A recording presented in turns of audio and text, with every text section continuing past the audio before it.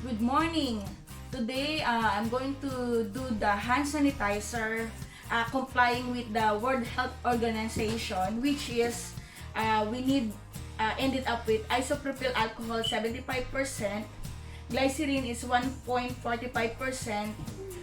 hydrogen peroxide 0.125%. So, yeah, today I'm going to make 10 liters of hand sanitizer. So this hand sanitizer, this alcohol is 99%. And I have here hydrogen peroxide, which is 3%. And glycerin. So the World Health Organization, they said it's at least 75% alcohol. So the remaining 25% is the ingredient you're going to add. So today, we're making hand sanitizer and we're going to give it free. Yes, this is free especially for our frontliner. This is for you guys and we want to share to you guys. So please, if you want to help us more to make more hand sanitizer, please like and subscribe my YouTube channel so at least we can help more frontliner to have this hand sanitizer. Okay, now we're going to start.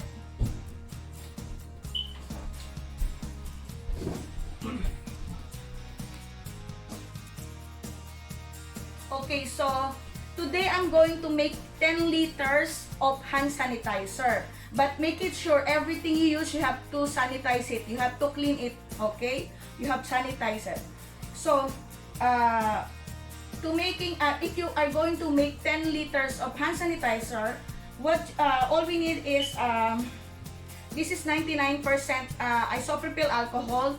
We need 7,515 ml of alcohol, 417 hydrogen peroxide, and 145 ml of glycerol or glycerin, and the rest is 1923 of distilled water.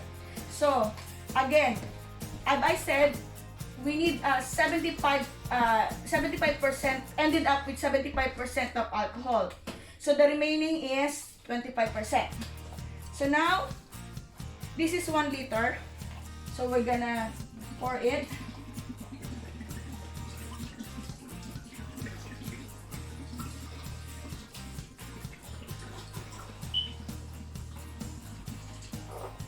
Okay.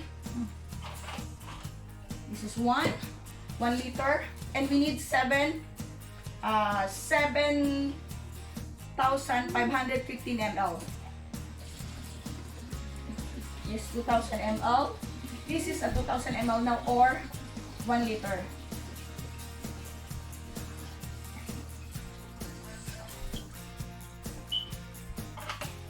Okay.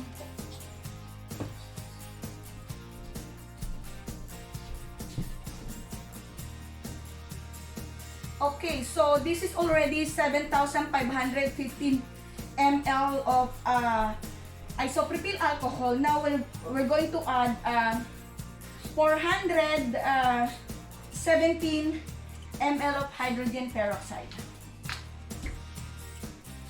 Okay. Sorry, so hard to open it.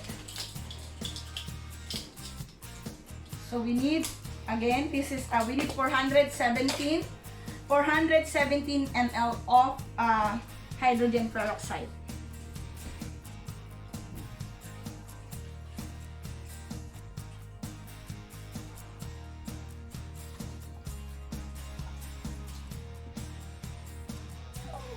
Okay, this is 400.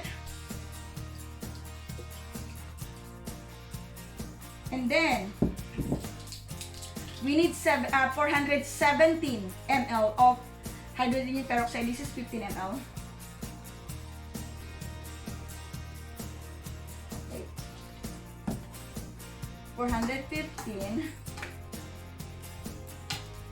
and oh shoot. Okay. Okay, good.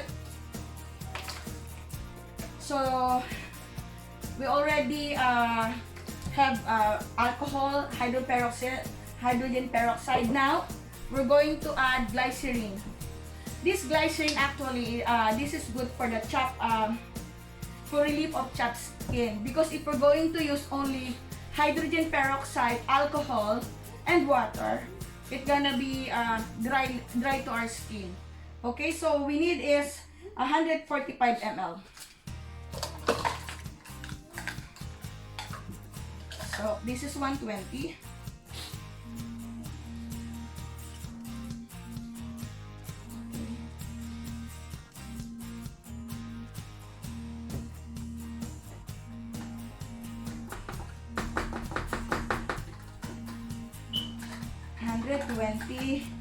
And we need 25 ml. Okay.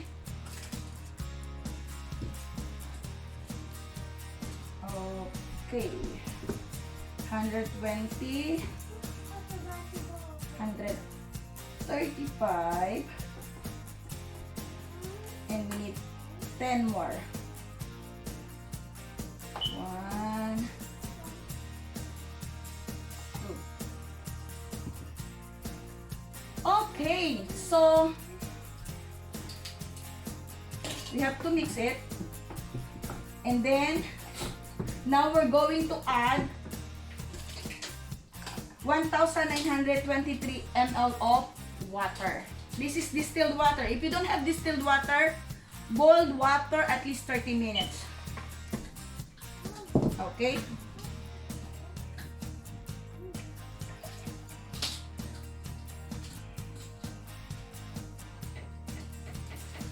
Okay. This is 1,000. And we need 923 more.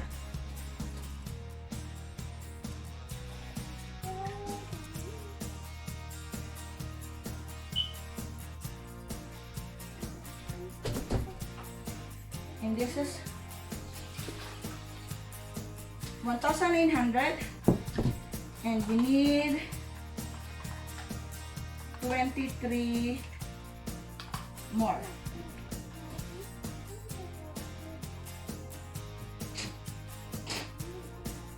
This is 15.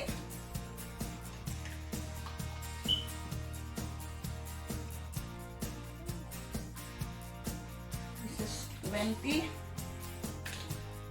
And we need more. Okay.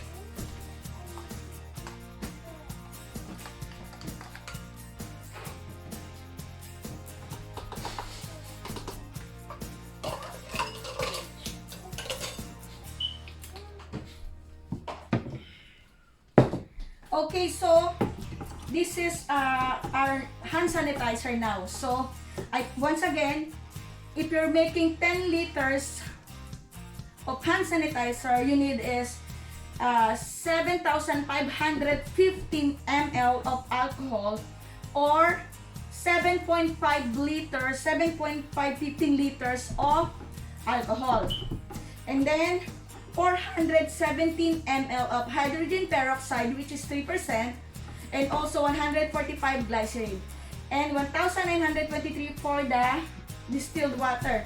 So this is ready now. We're going to put this one in a container, and then this is ready to give away.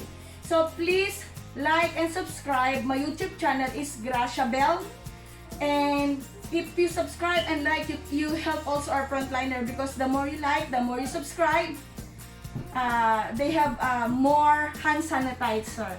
So once again, thank you so much. And to the frontliners, thank you so much for helping us keep safe. So this is the way that my family to say thank you. This is for you guys, and God bless to us. Bye.